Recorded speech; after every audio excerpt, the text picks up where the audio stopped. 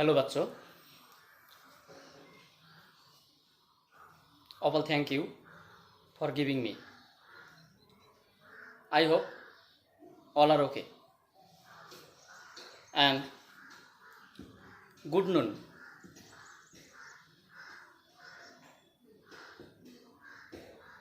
Today we will discuss the new topic of expansion of solid and liquids. This is the last lecture about the expansion of solid, and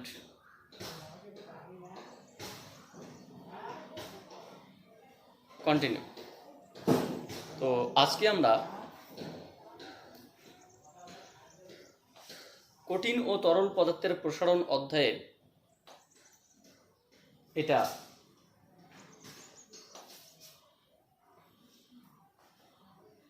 কঠিন পদার্থের প্রসারণের last lecture বলা যেতে পারে। মানে ছোট্ট একটা জিনিস বাকি রয়েছে, আমরা সেটাকে একটু বলতে গেলে এমনি আলোচনার মাধ্যমে শেষ করব। কি বাকি রয়েছে? আমরা জানতাম যে তাপ প্রয়োগ করলে যেমন সমস্ত পদার্থের প্রসারণ ঘটে, ঠিক তেমনি রূপে কঠিন পদার্থেরও প্রসারণ ঘটেছিল। এবং কঠিন পদার্থের 3 ধরনের প্রসারণ আমরা লক্ষ্য করেছিলাম: দৈর্ঘ্য প্রসারণ, ক্ষেত্র প্রসারণ এবং আয়তন প্রসারণ। দৈর্ঘ্য প্রসারণ গুণাঙ্ককে আলফা, ক্ষেত্র প্রসারণ গুণাঙ্ককে বিটা, আয়তন প্রসারণ গুণাঙ্ককে গ্যামা দ্বারা সূচিত করা হয়েছিল। তাদের গাণিতিক রূপ এবং তাদের মধ্যে একটা পারস্পরিক সম্পর্ক, যেটা খুব ইম্পর্টেন্ট রিলেশন আমরা বলেওছিলাম, এবং সেটা আমরা ইতিমধ্যে প্রমাণ করে ফেলেছি যে সেই সম্পর্কটা প্রতিষ্ঠা করে ফেলেছি যে কঠিন পদার্থের দৈর্ঘ্য প্রসারণ, ক্ষেত্র প্রসারণ এবং আয়তন প্রসারণের মধ্যে সম্পর্কটি হলো alpha equals to beta by 2 is equals to gamma upon 3। এবং উষ্ণতা পরিবর্তনের সঙ্গে সঙ্গে কঠিন পদার্থের ভর অপরিবর্তিত থাকলেও ঘনত্বের যে একটা পরিবর্তন ঘটে, কারণ আয়তনের সঙ্গে ঘনত্ব ব্যস্তানুপাতিক, বা উষ্ণতা বৃদ্ধি করলে ঘনত্ব হ্রাস পায়, তাহলে ঘনত্বের যে একটা পরিবর্তন সেটাও আমরা গাণিতিক রূপ সহ দেখার চেষ্টা করেছি। তাহলে আজকে কি বাকি রয়েছে? বলতে গেলে কিছুই বাকি নেই। কঠিন পদার্থের এই যে প্রসারণ, এই প্রসারণগুলো আমাদের গাণিতিক রূপ জেনে কী লাভ? এদের কি কোথাও কোনো জায়গায় কি বাস্তবিক প্রয়োগ রয়েছে, বা ব্যবহারিক ক্ষেত্রে এদের কি কোনো অ্যাপ্লিকেশন রয়েছে? সেই বিষয়টাই আজকে আমরা দেখব। হ্যাঁ, এদের বাস্তবে বা ব্যবহারিক ক্ষেত্রে বৃহৎ প্রয়োগ রয়েছে। আমি হয়তো একটি বা দুটি উদাহরণ সাপেক্ষে বিষয়টিকে উপস্থাপন করার চেষ্টা করব, কিন্তু যদি ওভারঅল ডিসকাস করতে হয় তো এর এক্সপ্লানেশন আমার দ্বারা দেওয়া সম্ভব না। এর হরেক পয়েন্টে, হরেক জায়গায় এর ব্যবহার অপরিহার্য। যেমন আমি তোমাদের একটা সিম্পল উদাহরণ দিই।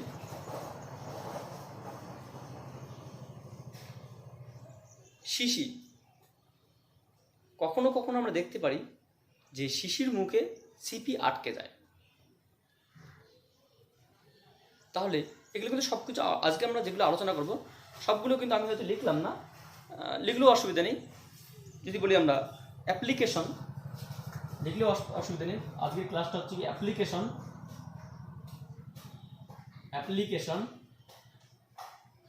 অফ সলিড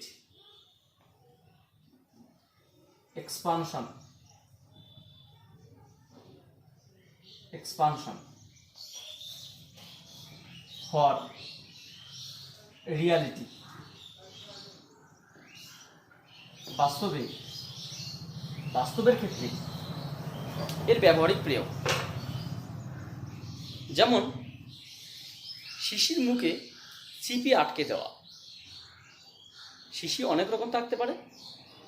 আমরা যে শিশির কথা বলছি সেটা ধাতব শিশি, সেটা হতে পারে যে কোনো মেটাল বা ধাতব দিয়ে তৈরি শিশি, এবং তার মুখে ধরে নাও কাচের ছিপি আছে। ঠিক এই ধরনের চিপিগুলোর কথা বলা হয়, মানে শিশিগুলোর কথা বলা হয়েছে, যেগুলোতে বিশেষ করে অ্যাসিড বা ওই জাতীয় কিছু বিষয়, কেমিক্যাল কম্পাউন্ড সংরক্ষণ করে রাখা হয়। তো এই শিশির মুখে যখন ছিপি আটকে যায় তখন খোলা একটু দুঃসাধ্য হয়ে পড়ে, এবং সেটাকে রিস্ক নিয়ে খোলাটা একটু ঠিক হয় না আর কি, সেটা ভয়ের কারণ হয়ে দাঁড়ায়। তখন সেই ধাতব শিশিটির মুখটিকে যদি গরম করা হয় বা কোনো উনানের কাছে বা কোনো বার্নারের কাছে, হিটারের কাছে যদি নিয়ে গিয়ে উত্তপ্ত করা হয়, তাহলে সেই শিশির মুখটি তাপ গ্রহণ করে প্রসারিত হবে। কেন? তার কারণ কঠিন পদার্থের ধর্ম প্রসারিত হওয়া। কখন? যদি সে তাপ গ্রহণ করে। এবার সে যদি তাপ গ্রহণ করে প্রসারিত হয়, তাহলে সিপির যেটা সিপিটি রয়েছে, মুখের যে সিপিটি রয়েছে, সেই সিপিটিকে হামেশাই খোলা সম্ভব হয়। এবার প্রশ্ন তো স্যার, সিপিও তো প্রসারিত হবে, নিঃসন্দেহে প্রসারিত হবে, কিন্তু সিপিটি হচ্ছে কাচের তৈরি আর শিশিটি হচ্ছে গিয়ে ধাতব পদার্থ তৈরি। তাহলে ধাতব পদার্থ অপেক্ষা কাচের প্রসারণ অনেক অংশে কম। তাই কাচের বা সিপির প্রসারণ হওয়া সত্ত্বেও শিশির মুখের প্রসারণ অনেক বেশি হয়। তাই সে সহজেই আলগা হয়ে যায় এবং তাকে আমরা সহজেই খুলতে পারি। এটা একটা বলা যেতে পারে কঠিন পদার্থের প্রসারণের একটা ব্যবহারিক প্রয়োগ। আচ্ছা, এবার আমরা যদি বলি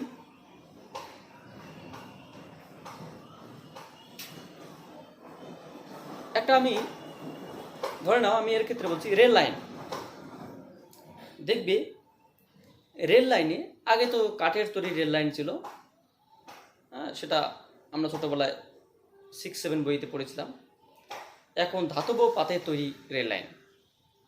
কিন্তু এই ধাতব পাতের তৈরি রেল লাইনের মাঝে মাঝে আমরা কিছু কিছু অংশে একটু করে গ্যাপ বা ফাঁক দেখতে পাই। প্রশ্ন হচ্ছে গিয়ে এখানে এই রেল লাইনে ধাতব তৈরি রেল লাইনের পাতে মাঝে মাঝে গ্যাপ বা ফাঁক রাখা হয় কেন? তার কারণ একদিকে যেমন পরিবেশের উষ্ণতা পরিবর্তনের সঙ্গে সঙ্গে সকাল বিকাল দুপুর এবং শীত গ্রীষ্ম বসন্ত হেমন্ত এটসেট্রা ঋতু এবং ডিউরেনাল হতে পারে, ইয়ারেনাল হতে পারে, বার্ষিক হতে পারে, দৈনিক হতে পারে।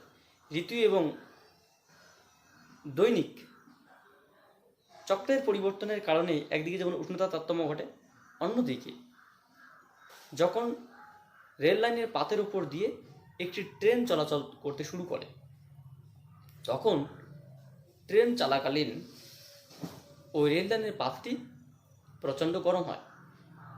যখন ট্রেন বেরিয়ে যায় সেই মুহূর্তে ওখানে যে কেউ খালি হাতে হাত দেয়, তাহলে তার হয়তো হাত হালকা পুড়িয়ে যাবে।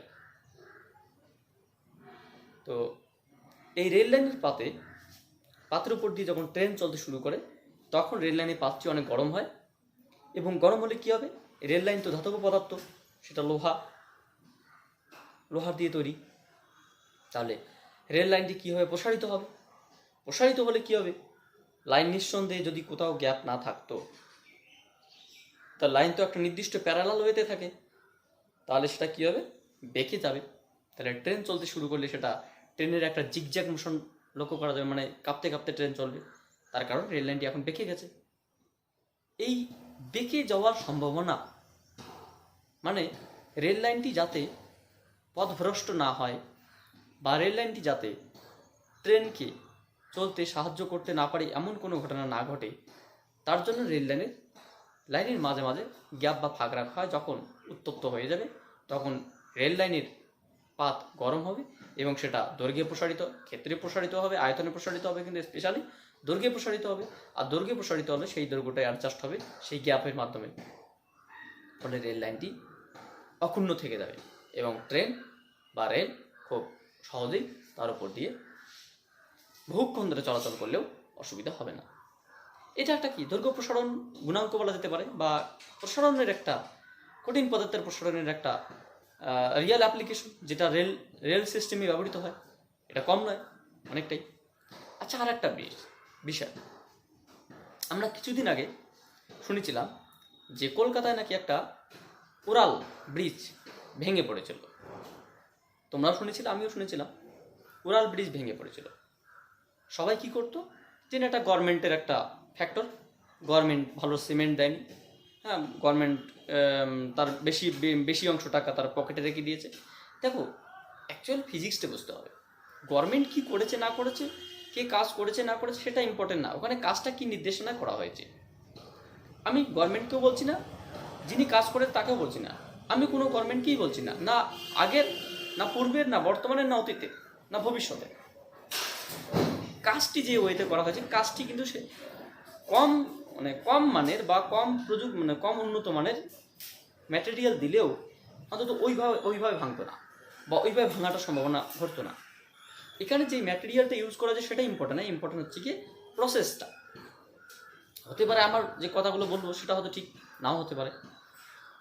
একটা রেল লাইন একটা সেই ব্রিজ যখন বানানো হয়, আমি তোমাদের একটা সিম্পল উদাহরণ বলছি, মানে কঠিন পদার্থের প্রসারণের একটা বেশ ভালো জিনিস।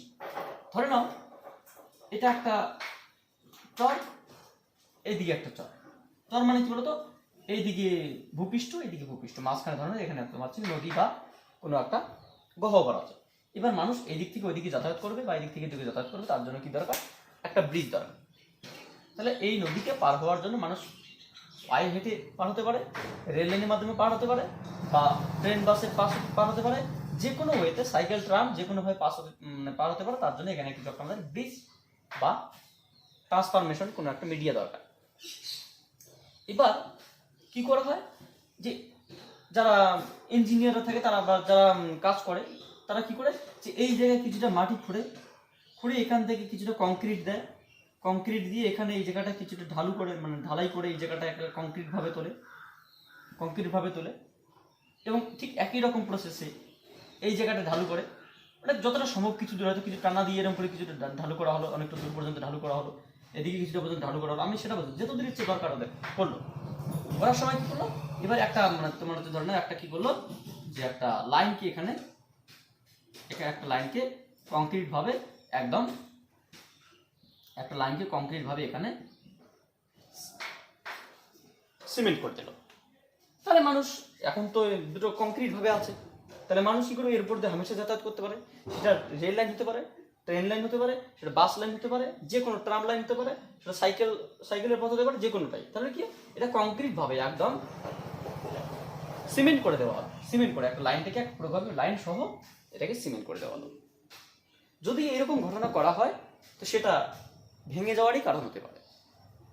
আমার কথা হচ্ছে, যদি এইরকম ঘটনা উড়াল ব্রিজটাই হয়ে থাকে, বা এইরকম যদি কোনো ব্রিজে করা হয়ে থাকে, তো সেটা ভেঙে যাওয়ারই কারণ হতে পারে। মানে যারা এখানে ডিরেকশনটা দিচ্ছে হয় তারা জানে না, অথবা যারা কাজটি করছে তারা ডিরেকশন মানছে না, বা তারা জানে না কাজ কীভাবে করতে হয়। এখানে কাউকে দোষারোপ করার আগে প্রসেসটা জানা উচিত, যে এখানে কোন প্রসেসে কাজ করছে। আমি কোনো গভর্নমেন্টকে বা কোনো থার্ড পার্টিকে বা কোনো কাউকে আমি দোষারোপ করছি না, কাউকে এবং উপরে তুলছি না, কিন্তু এখানে প্রসেসটা ইম্পর্টেন্ট। আমাদের উদ্দেশ্য হচ্ছে কি, এখানে কি করে আমরা যে কঠিন পদার্থের প্রসারণের যে একটা এক্সপ্রেশন, সেই এক্সপ্রেশনটা আমরা জানবো। বিষয়টা কি দাঁড়ালো, বিষয়টা যদি আমরা এইভাবে আমরা যদি জয়েন করি, তাহলে সেটা ভেঙে যাওয়ারই কারণ হবে। তোমাদের প্রশ্ন হতে পারে, স্যার কেন এরকম করেই তো করা হয় না, এরকম করে করা হয় না।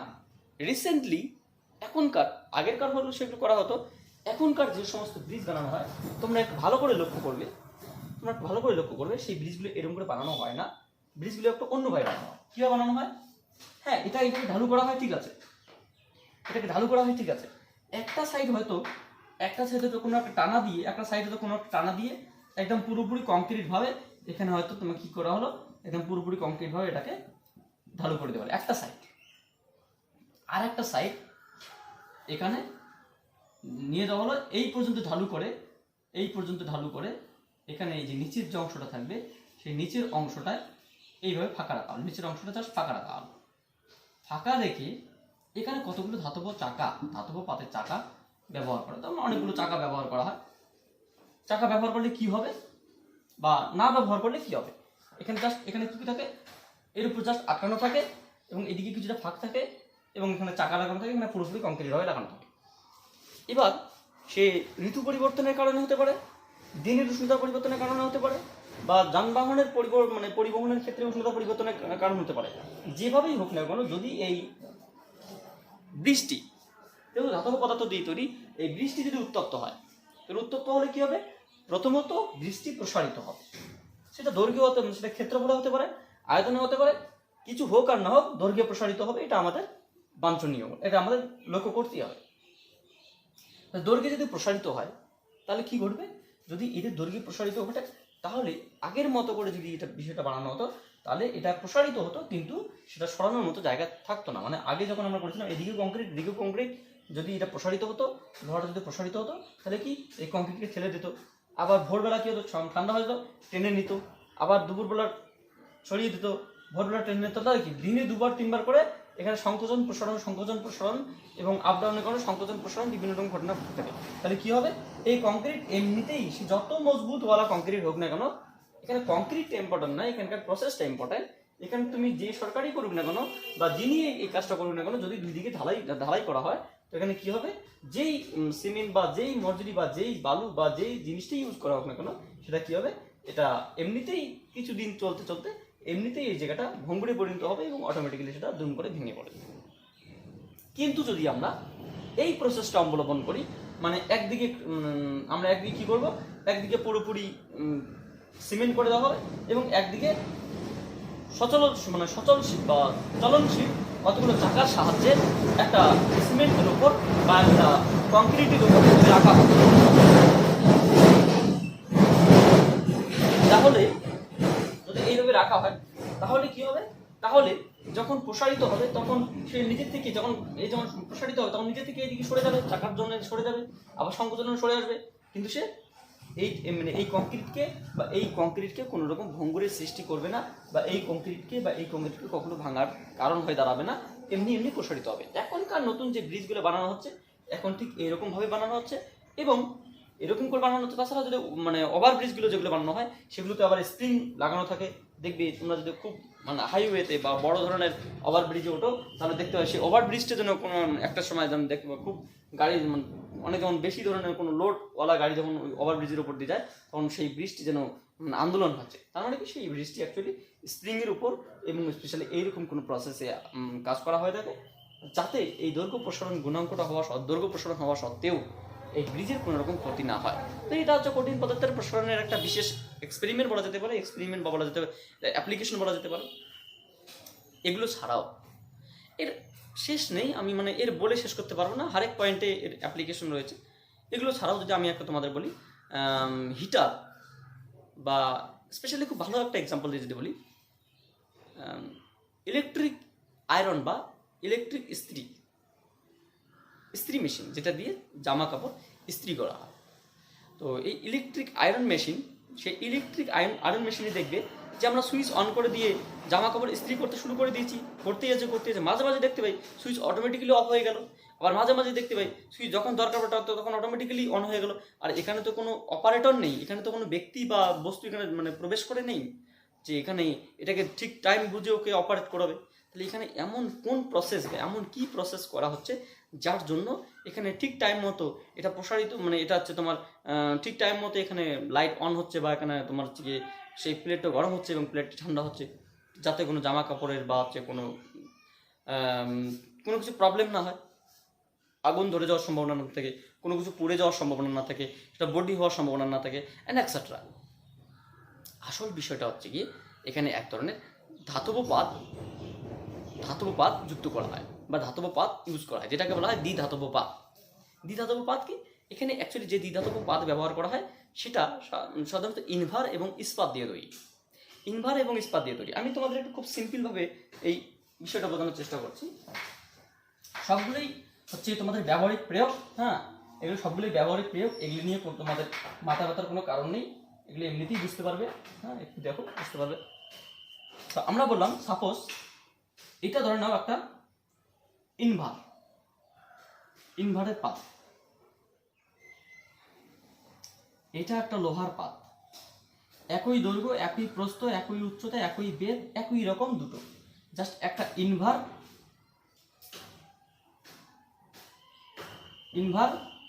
আর একটা তোমার লোহার পাত, ইনভারের পাত আর লোহার পাত। এবার এই দুটোকে আমরা কি করবো, দুটো পাতকে এরকম না, দুটো পাত অ্যাকচুয়ালি এরকম না, দুটো পাত এরকম থাকবে। ধরে নাও দুটো পাত কিরকম থাকবে আমি বলছি, এরকম একটা পাত,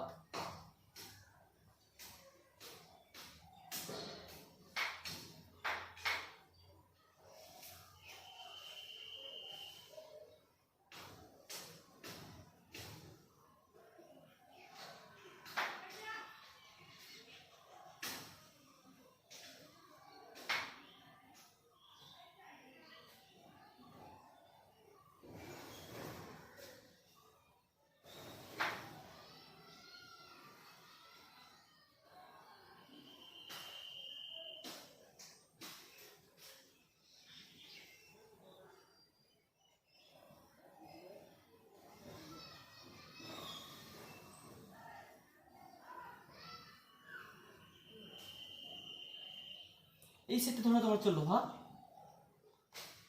এই সেটটা তোমার ইনভার। এটা ইনভার, যে কোনো অসুবিধা নেই, অবশ্যই যে কোনো একটা লিখলেই হবে। ইনভার, এটা আছে তোমার লোহা।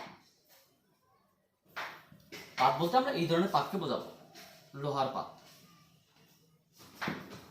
তো ঠিক দুটো পাত যাদের দৈর্ঘ্য, প্রস্থ, উচ্চতা সবকিছু সমান। সাপোজ ধরো না এটা একটা পাত, এটা একটা পাত, একটা লোহা এবং একটা ইনভার, ঠিক আছে? এদেরকে রিভেট করা হবে। রিভেট করার ব্যাপারটা কিরকম আসলো?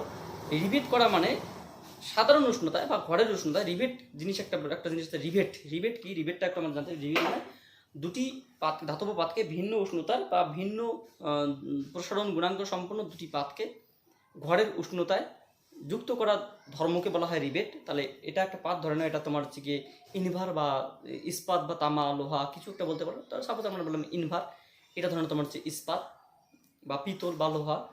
এইভাবে আমরা কী করলাম, এটাকে আমরা রিভেট করলাম। এইভাবে রেখে ধরনের একটা আমরা কী করলাম, এখানে একটা ফুটো করলাম, ফুটো করে এখানে একটা ব্রেক দিলাম, ব্রেক দিয়ে এইদিকে একটা নাট বল্টু দিয়ে এটাকে টাইট করলাম। টাইট করে কী হলো, মানে সাধারণ উষ্ণতায় খুব ভালো করে টাইট করলাম। তখন দেখলাম যে টাইট হয়ে গেছে।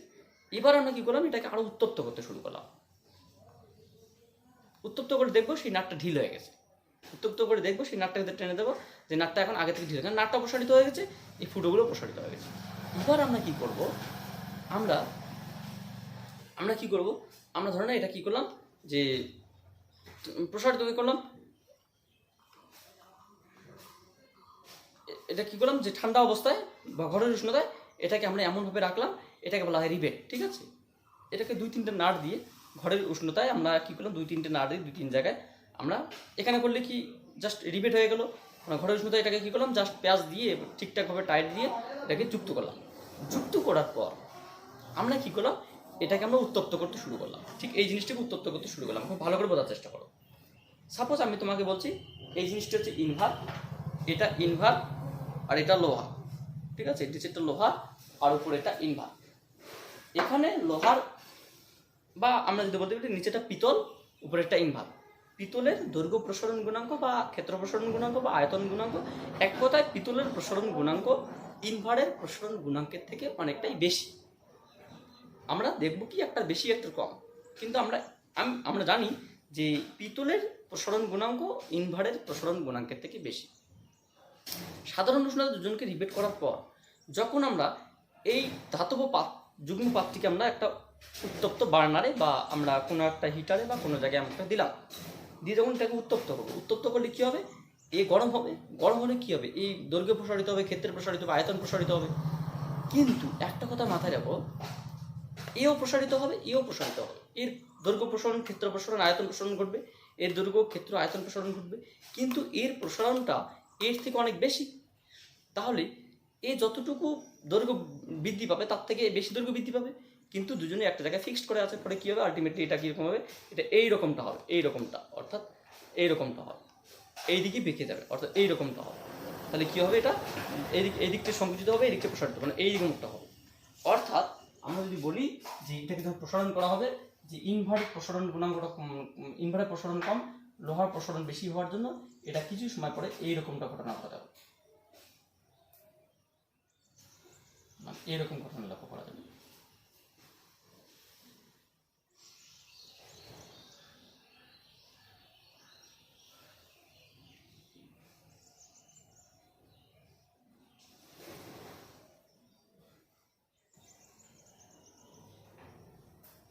মানে এটা বেশি প্রসারিত হবে, এটা কম প্রসারিত। কেন? লোহা বেশি প্রসারিত হবে, ইনভার কম প্রসারিত হবে, ফলে কী হবে, ইনভারের দিকটা সংকুচিত হবে। অর্থাৎ এক কথায় সেই দ্বিধাতব পাতটি ঠিক এইরকম বলে মনে হবে, দ্বিধাতব পাতটি ঠিক এইরকম বলে মনে হবে। আগে কীরকম ছিল, আগে ছিল তোমার হচ্ছে কি এরকম, আগে দ্বিধাতব পাতটি হচ্ছে ছিল এরকম। এবার হচ্ছে লোহার প্রসারণ গুণাঙ্ক বেশি বা পিতলের প্রসারণ গুণাঙ্ক বেশি ইনভারের তুলনায়, ফলে ইনভার যতটা প্রসারিত হবে তার থেকে পিতল বেশি প্রসারিত হবে, ফলে এইদিকে সংকুচিত হবে, এইদিকে ঘুরে যাবে। এই ধর্মটাকে কাজে লাগিয়ে ইলেকট্রিক ইস্ত্রি বা ইলেকট্রিক আয়রন বা হিটার বা এক কথায় রেফ্রিজারেটর, এই সমস্ত যন্ত্রগুলোতে কাজ করা হয়। কীরকমভাবে কাজ করা হয়, সাপোজ ধরে নাও আমরা বললাম এটা একটা দ্বিধাতব পাত আছে, এটা একটা দ্বিধাতব পাত, এটা দ্বিধাতব পাত। সেই দ্বিধাতব পাতের সাধারণ উষ্ণতায় এরকম ছিল, সাধারণ উষ্ণতা এরকম ছিল। এখানে একটা আমরা কী করলাম, এখানে একটা হিটার লাগানো আছে, এখানে একটা ধরনের হিটার বা ইলেকট্রিক ইস্ত্রি যেখানে হিটার থাকে আর কি, এটা ধরনের একটা হিটার। এরপরে কী করলাম, এরপরে আমরা একটা জাস্ট একটা সার্কিট বানিয়ে দিলাম। সার্কিট বানিয়ে কী করলাম, এখানে জাস্ট একটা কারেন্ট দিলাম, এদিকে current positive negative positive negative positive negative and etcetera প্রভাব বলে। তাহলে এদিকে পজিটিভ নেগেটিভ, তাহলে কারেন্টের দিকে যাবে, কারেন্ট এদিকে আসবে। এখানে হিটার মানে এটা গরম হবে, গরম হওয়ার জন্য এই হিটারের সঙ্গে এই পাতটি সংযুক্ত থাকার জন্য সময়, মানে এটা হিটারের সঙ্গে এই পাতটি সংযুক্ত থাকার জন্য এই গরম হবে। গরম হলে কী হবে, এই প্রসারিত হবে। প্রসারিত, এখানে ধরুন একটা চাবি লাগানো আছে, এরকম চাবি লাগানো আছে, এখানে একটা চাবি লাগানো আছে, হ্যাঁ এখানে একটা চাবি লাগানো আছে, ঠিক এরকম একটা চাবি ছিল, এখন টাচ করে আছে, মানে কারেন্ট এখন এর মধ্যে প্রবাহিত হচ্ছে এবং এটা কি হচ্ছে, হিটার গরম হচ্ছে। যখন অনেকক্ষণ ধরে চলবে তখন হিটার গরম হবে। হিটার গরম হলে কী হবে, দ্বিধাতব পাত প্রসারিত হবে। পাত প্রসারিত হলে কী হবে, এটা তো তোমার এরকম ছিল, এরকম হতো, এরকম আছে। প্রসারিত যখন হবে, এটা ছিল যখন প্রসারিত হবে তখন কী হবে, এটা অ্যাকচুয়ালি এইরকমটা হবে, এর স্ট্রাকচারটা এরকমটা হবে। এর স্ট্রাকচারটা যখন এরকমটা হবে তখন ভাবো বিষয়টা কী দাঁড়াবে। তখন বিষয়টা কিন্তু তোমার হচ্ছে এই যে পাতটা, এই পয়েন্টটা কিন্তু তোমার এইরকম একটা জায়গায় দাঁড়াবে, একটা পয়েন্টটা এই পয়েন্টে দাঁড়াবে। অর্থাৎ এটা কী হবে, এই পয়েন্ট থেকে বিচ্যুত হয়ে এখানে চলে আসবে, অর্থাৎ সার্কিটটি অফ হবে। এই সার্কিটটি অফ হওয়া মানে হিটার এবার ঠান্ডা হতে শুরু করবে। যত ঠান্ডা হবে এ তত সংকুচিত হবে। সংকুচিত হতে হতে হতে হতে যখন এর হিটারের একটা নির্দিষ্ট টেম্পারেচার আসবে, যে টেম্পারেচার থেকে কাজ করা যাবে না, আয়রন করা যাবে না, তখন কী হবে, এই আবার সে আগে জায়গায় আসবে, আবার এখানে এসে টাচ করবে, আবার কানেক্ট হবে, আবার সার্কিট অন হবে। মানে এরকম একটা বিষয়। তার মানে কি, এটা প্রসারণ, কঠিন পদার্থের প্রসারণ ধর্মকে কাজে লাগানো, এটাও একটা ব্যাপার। তো আমাদের এখান থেকে আমরা এটুকুই বলবো যে কঠিন পদার্থের প্রসারণ সম্পর্কে অনেক বিষয় রয়েছে, আমি হয়তো সবগুলো আলোচনা করতে পারছি না, বা আমার ক্ষেত্রে সবটা আলোচনা করা সম্ভব না। তো তোমরা বই থেকে দেখে নেবে, যেগুলো আছে সেগুলো একটু দেখে নেবে। আমরা আগামী বা লেকচার নাম্বার 24-এ তরল পদার্থের প্রসারণ নিয়ে আমরা আসবো। তখন তোমাদের একটু ক্লাসটা আমরা দীর্ঘায়িত করবো। সো এই ক্লাসটা এই পর্যন্ত থাকলো। So thank you for watching my video.